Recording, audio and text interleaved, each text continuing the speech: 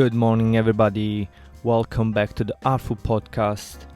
It's Matteo here. What's up in this beautiful morning? Lately, the weather has been fantastic. Super hot, which I miss. I'm not gonna lie. I miss going to the beach. I miss the sun. And after 7 years living in the UK, you kind of get used to of like weeks of rain and cold, but it's okay. Sometimes we got these beautiful days that make it worth.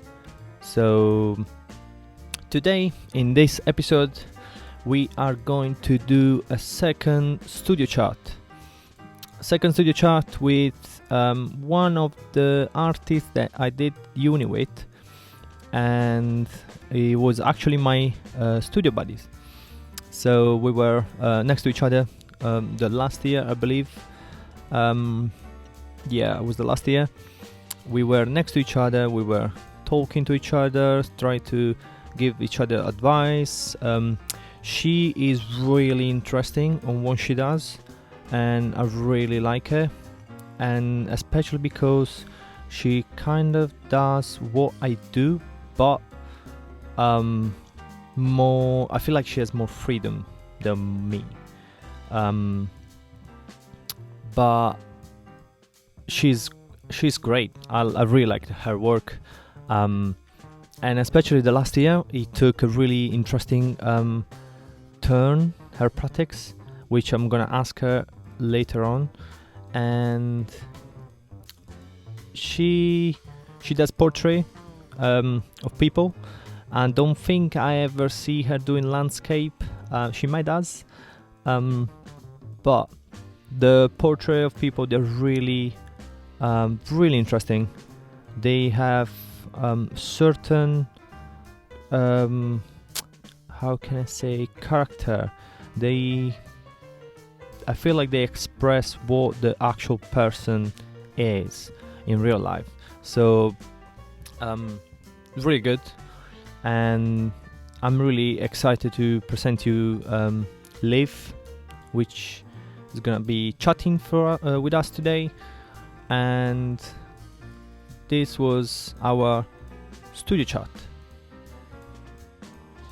And in today's episode we're gonna have with us Liv, which was my favorite studio buddies. How you doing, Liv? You alright?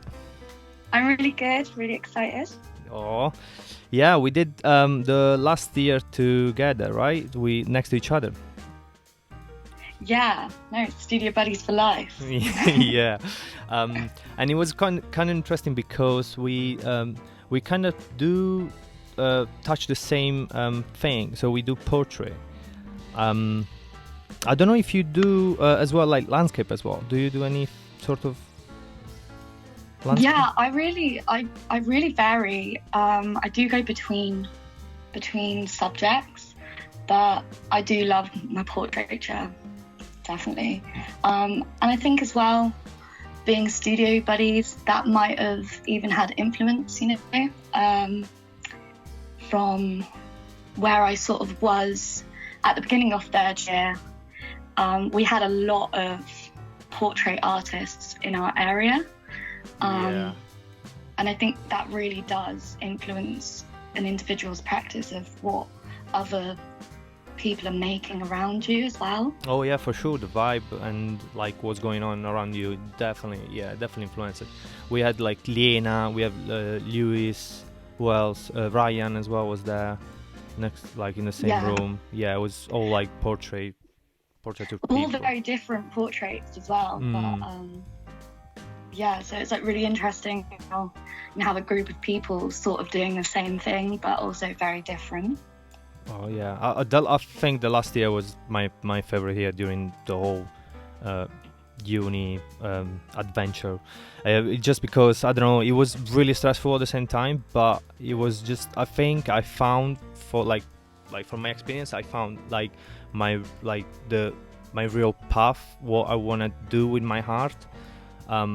Absolutely. Yeah, I think my third year was I don't know, for some reason just I remember my third year being my favorite year during the viewing process. Absolutely, and I think like the first 2 years are sort of emphasised for us to be really experimental. So we have that long time to really work out, like you say, in finding that pathway of what we're going to narrow into with a niche.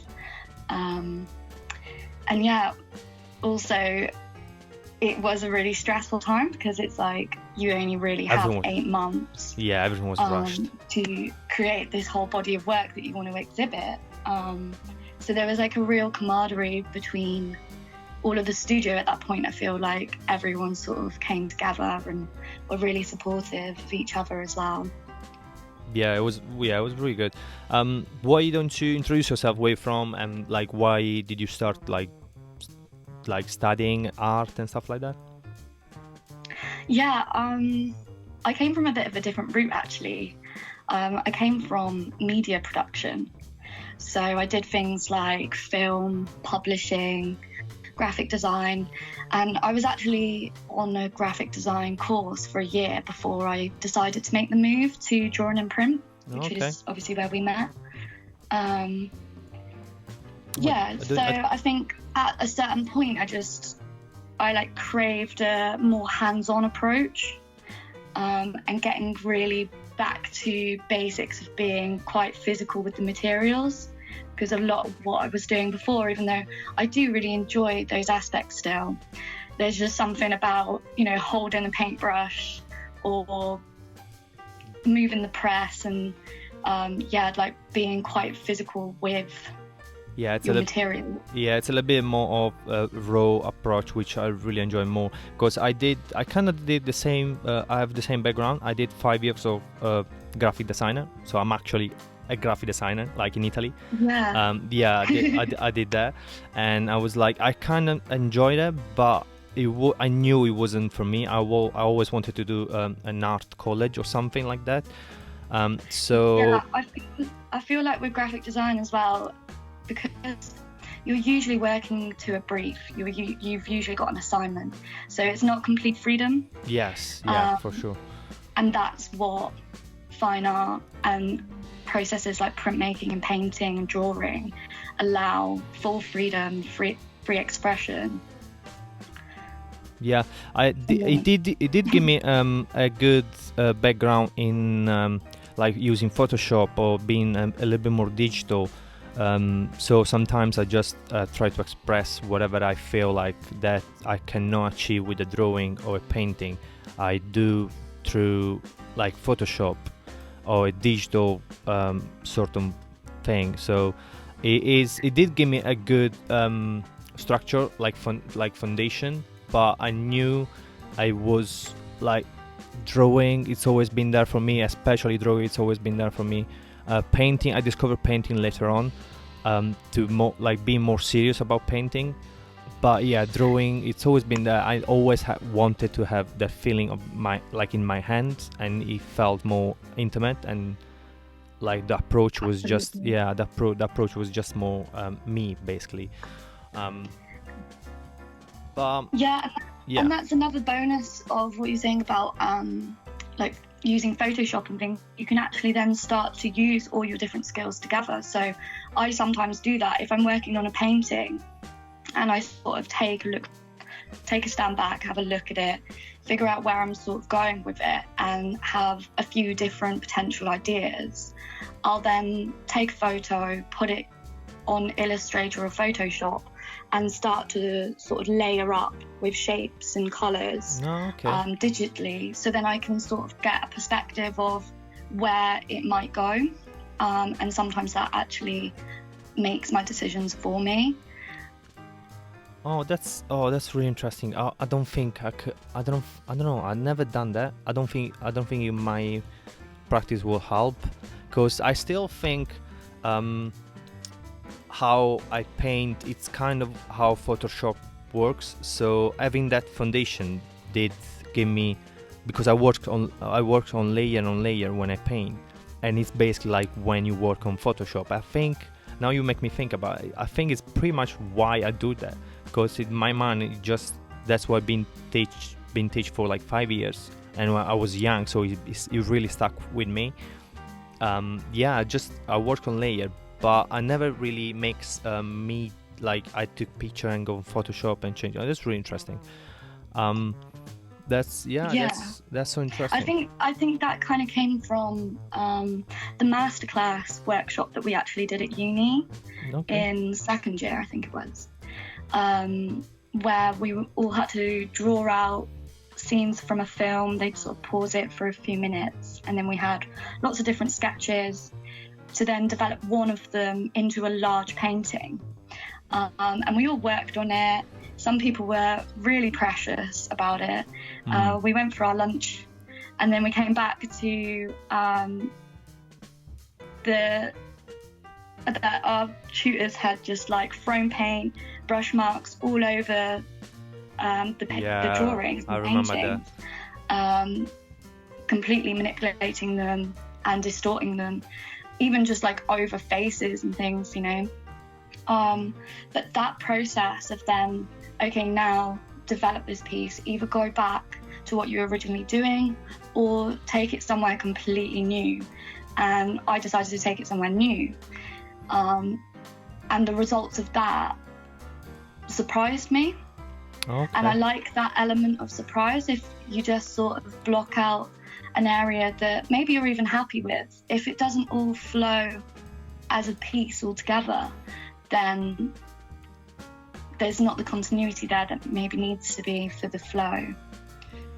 Okay, that's completely different from how I work. And what I said in the introduction before then I call you, it was it feels like when I see your works, which I really like, especially because they're portrait and they're painting, so it's something I can relate to, is the color and the freedom that it feels like when you see them. It's not something that I don't think I can never do.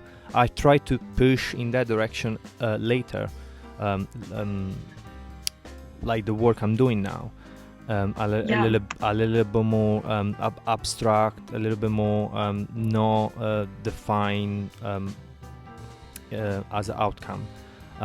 But yeah, that's what I always felt when I saw your artworks, and it was it is completely different. It's so refreshing for me to see something like that, and I think that's why a lot of time I see work like that, and I'm kind of jealous that people can do that, because my mind just doesn't work like that. I need to have a structure. I need to, especially for the style that I'm going, like really realistic, and try to keep it more close to the subject. But yeah, that's what I feel when I see your artworks anyway. That's freedom. Really interesting, actually, because especially being studio buddies, as I said, you sort of feed off each other and what you're both working on, and admire things, and then sort of pick certain things out and put it in your own work, even subconsciously sometimes. It's just because you're surrounded by it. But yeah, sometimes I try to develop more of a structure and more of like a detailed planning. But usually what ends up happening is that I just come along with something spontaneous and it moves the whole painting in a different direction. And I just decide to go with that. But I do work in two different ways of doing my very expressive, spontaneous work, where I'm just picking up the colours in whatever feels right at the time and the combinations, but also working on my technical aspects of drawing, which is quite separate. And as I develop, I kind of want to combine those more, and that's sort of, I guess, what I'm working on at the moment. Yeah, that's what I wanted to we've been talking about the past and how beautiful it was being in uni and be next to each other. What have you been doing this pandemic, end of the world scenario where we cannot be together? And it was so weird. Yeah, I know. Well, just before the pandemic in February, I exhibited at your exhibition. Yeah. So that was really, in my mind, obviously didn't see COVID coming, but I'd already mentally drawn a line over what I'd been doing then. And I decided I'm going to start something new. And I thought that would be in painting.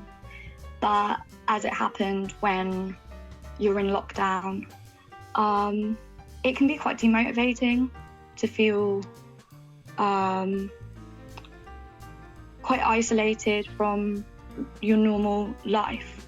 So I think it was something that was quite difficult for me, actually, because I'm used to processing the world around me through my painting, and I sort of hit a wall, which I do believe is part of the cycle of being creative. You sort of have moments where Yes, for sure. it's a lot more about thought and ideas than being in the studio for hours, and that's like still part of it all. So to keep myself busy, I actually moved across to a completely different medium, and I've been working with fabric and crocheting quite a lot, and that's a lot to do with colour combinations and my colour palette still. Oh, that's completely different. Completely different, yeah. And why did you choose that in particular? I think it's because I am always trying to broaden my skill set in terms of the materials that I use. And it's another thing that's very hands-on.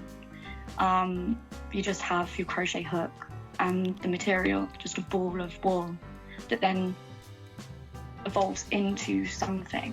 It's a very meditative process, I find.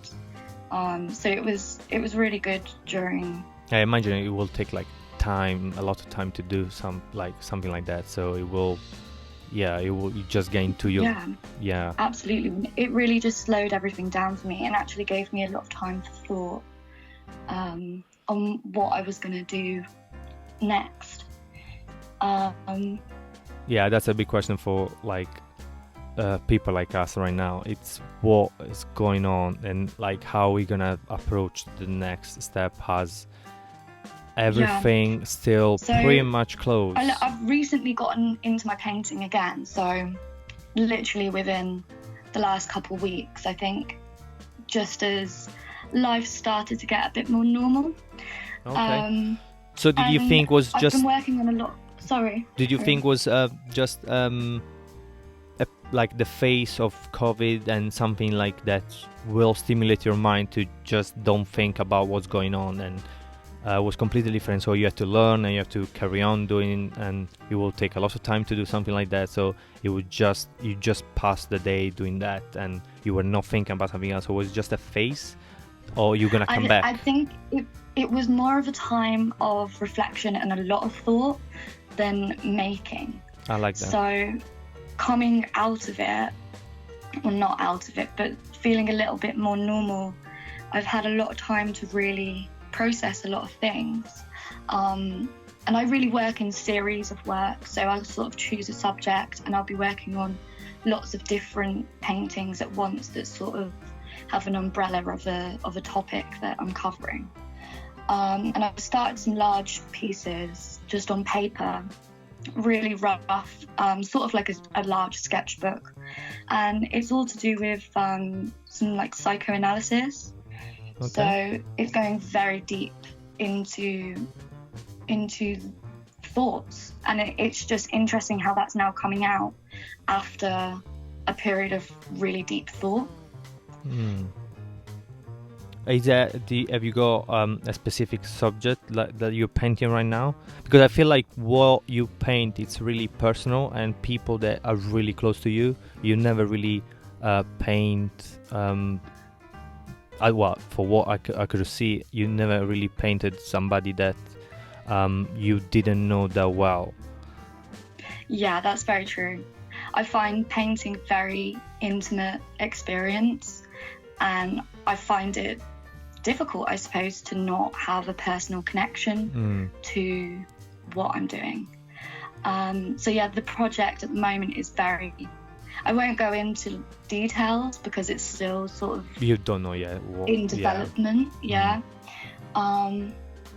yeah, it's it's a lot of really like deep embedded thought.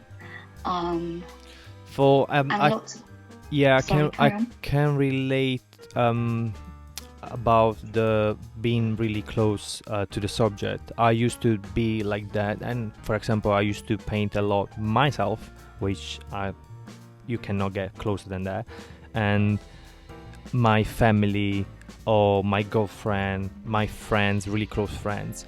But then, through a series of talks that I had with the tutors, I understand that sometimes is okay to find the attachment, the same like strong attachment that you can have as painting your girlfriend to the for example the main subject of the series that you can do, as I did with the immigrant series, which I didn't really know everybody that well that I interview, which that's why I interviewed people, because I wanted to know them and tell the story through my drawings. But the strong feeling was me being an immigrant like them, so finding something else that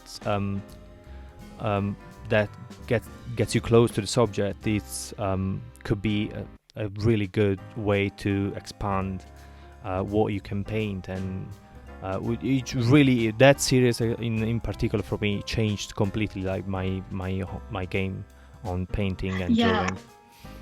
I completely agree with that. When you're actually making art, especially if you're drawing someone from life or painting someone from life, which is the series I was doing, I think around the same time you were doing your immigrant series. Although most sitters were family or friends that were close to me, it creates a whole new atmosphere with the sitter and painter. It's like a lot of the time there's not even a conversation, and yeah, it's just, it can be a really like sacred space for both the sitter and the artist. Does it influence your painting a lot? For example, like, I mean, by when you start the painting to like the end, you can feel you had a stronger connection with the subject, and the painting makes actual sense to you because you did build during the sitting the bond with the subject.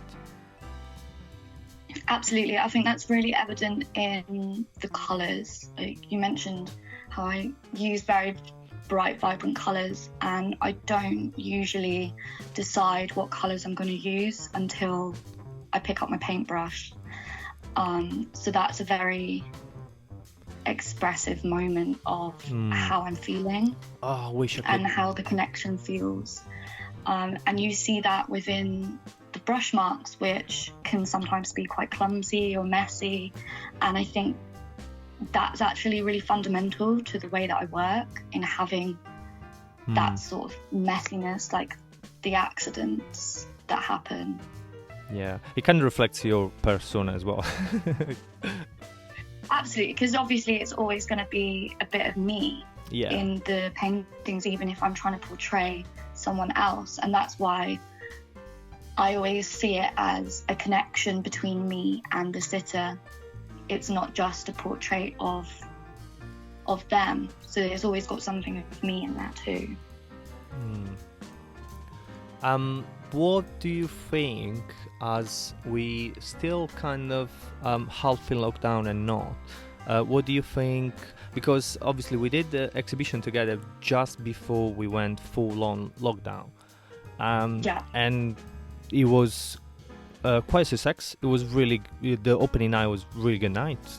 We had lots of people coming in, strangers as well, friends, and there was music there. That I miss so much that kind of vibes. Yeah, it was great. We got like a really good turnout, and also invigilating during the whole week, I found to be the best part of that experience, actually, because like you say, when we have like strangers come through the door and it sparks conversations, and you're getting these whole new perspectives from people that don't really know you and don't know your art, and it's just interesting seeing how people view all the different work that was there as well.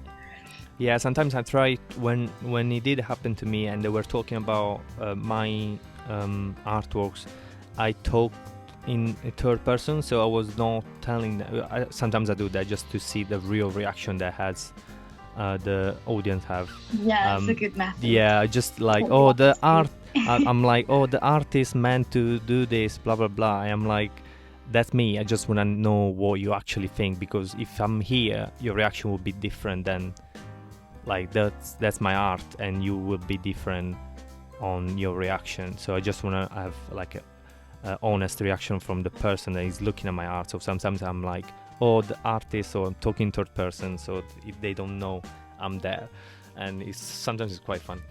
And yeah, I was saying so after the whole thing, we did exhibition, we spent time together, that was great, and now we cannot do that anymore, which I'm missing so much. And what do you think is gonna happen? Because I asked Liena, the artist, in the last podcast, and how is gonna evolve the online exhibitions, and everything's going online right now. So and I think this COVID just accelerate the process because it was always gonna go there, but it just accelerate the process. Well, I definitely think for teaching and those aspects, it is going to be more online, where it can be. But for exhibitions and actually selling, and I mean, selling is a lot online at the moment too, but we do still have art fairs and markets. It just means that social distancing is going to be a thing, and it's something that we have to adapt to. So it doesn't mean we have to rule out we can't go to events anymore. I've already been to a couple of events that are now seated, social distance. I went to my first exhibition since all of the lockdown and everything yesterday. I went to the Grace and Perry pre-therapy years at the Holborn Museum in Bath. Okay. Yeah, and I was a bit apprehensive, I guess, of like how it was going to go. Like, is it going to be the same immersive experience that I love, and that's why I go to art galleries. And actually it was really good. It was all in a one-way system.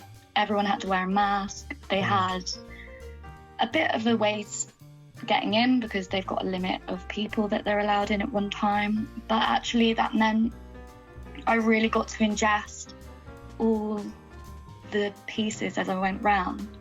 Although I try to anyway, when you walk into a space that's a square, you can sort of gaze around the whole room and sort of miss pieces. Whilst when you're going around in like a snake, you have to look at every piece. You can't pass people. And it means that you get more of that flow of how maybe the creator or the artist really wants you to view the pieces as a series. Do you think the way the people were walking was organized by the artist? Not in this case, but maybe a creator. Because I imagine, like, if I'm the artist and I'm doing an exhibition and people are coming in, I know there's gonna be a way system to like push people to the same direction. I will request that the people will walk through the whole thing. I will find a way to make all the pieces being looked at. But yeah, absolutely. And I think that's just something that's going to be a bit easier to force people to do. But I don't think I'm not cynical about it. I think we can still exhibit our art. Oh yeah, for sure. Um, We just need to find a way and go back in the safest way out there, because But I do agree it will affect teaching. It won't be the same experience. I mean, I feel for the year that was behind us at uni, who actually missed their degree show, which is, you know, the thing that we lead up to. They're doing an to online exhibition, if I don't mistaken. It's online now, the degree show, which is it okay? Yeah, it basically it's basically like you're not doing it. Like, I mean, it's not the same as you putting up your artworks and decide how it goes, and the people next to you talking to, try to organize, try to plan. And it's not like the whole process of the book we did as well. I don't think they did it because they couldn't find, like, they couldn't really sell it in the exhibition. It's just they missed so much, and it's really unfortunate, but that's how that's where it is right now. So yeah, I mean, it does at least show that we're adapting to the times. So I think for now, as humans, we're very adaptable. Yeah, you have to. Art has always been a thing, innate in humanity. You know, going from like cavemen drawing on walls, and there's been pandemics before, and art still gets made and it still gets seen. Yeah. It did push me to do an online exhibition. I really wanted to exhibit and I couldn't find a place, and I was like, you know what, I'm just gonna do an online exhibition, which was a little bit I didn't really wanted to do it, but it looks great and I'm happy in the end. So my work is out there. That's interesting that it's something that you never would have tried before as I would never. Results you were happy with. Yeah, I would never ever would have tried that if I wasn't pushed to do it, because I really think like there's no way you can understand an artwork through a screen or like your phone, because it's not the same. It's just not the same. But no, it's not the same. Yeah, but in this time, it's something like you have to do it and just do it. Yeah, exactly. Making the best out of the situation, really. Yeah, for sure. What do you think? What are you gonna do in the future? Well, I've actually, I actually start my PGCE in art and design in September. So that's why I'm quite interested in how teaching's going to be very different in these times. Already from my own learning, a lot of it is going to be online, and it's going to be on Zoom presentations or YouTube tutorials.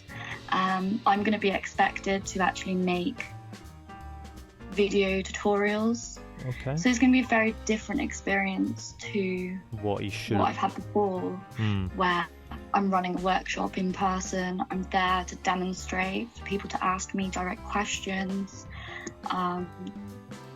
There's not going to be that inclusivity or that intimacy as much. Yeah, especially like with the teachers and stuff. But yeah, I am really excited. Already I've been working on some assignments I've been asked to do. One of them is on cultural connections, which is obviously very prominent in the media with the Black Lives Matter protests that have been going on during COVID as well.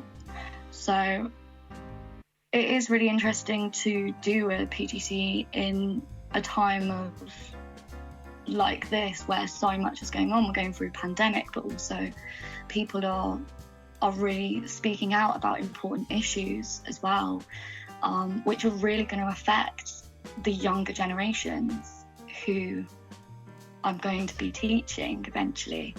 So I think even though it's unusual times, I think that it's really gonna shape our future of what we do now. Oh, good luck with your course, and I hope you will enjoy it anyway, because that's important, to be honest. And if it's made by online, if it's online or by in person, if it's good, it's good, and if you can enjoy it, you will enjoy it anyway.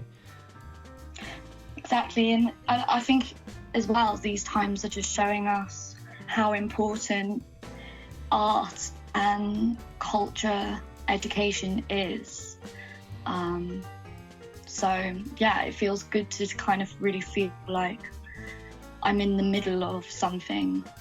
Yeah, it's definitely important. Something like I was really affected by the COVID. It's me not be able to go places and see artwork. So even the smallest thing, be like watching, looking at an artwork on my phone, it would make my day, because I would be like, oh, that's an amazing artwork or whatever, and I will be happy. I will be affected by it. And during a lockdown where I couldn't go anywhere, the mental health aspect of art is so important, and I think sometimes it doesn't get justice, and it's really, even like watching a movie, it's basically like watching artists doing stuff, and listen to music, you're listening to an artist making sounds and noises. So it's like the mental health, it's so important, especially during these times that and it teaches the people about their identities and how they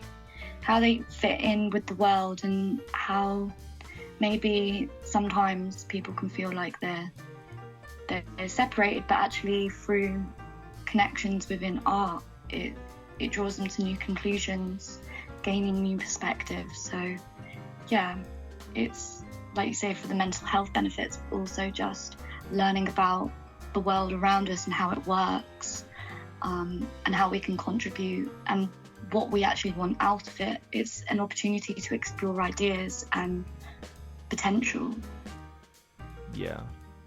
Listen, it was great speaking with you after so long, and I wish you the best in your course and everything, and your painting and your practice.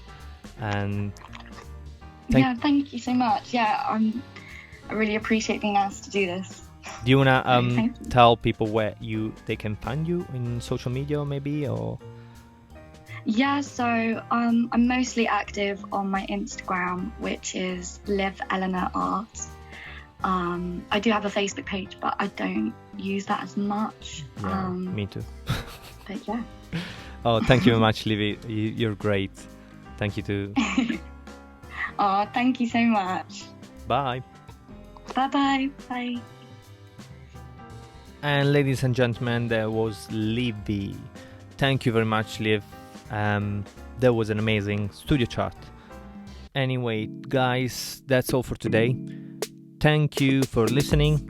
Don't forget to subscribe, click that button, and from the Artful podcast, I'm out.